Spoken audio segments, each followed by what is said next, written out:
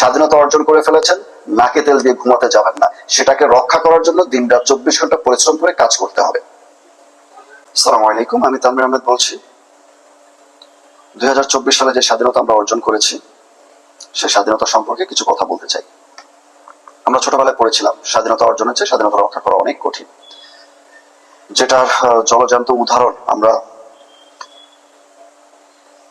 2024 সাল পর্যন্ত স্বৈরাচারী সরকার দেখে এসেছি। এবং আমরা সেই স্বাধীনতাটা আমরা 1971 সালে আমাদের বাপ দাদারা অর্জন করেছিলেন, সেটাকে আমরা রক্ষা করতে পারিনি।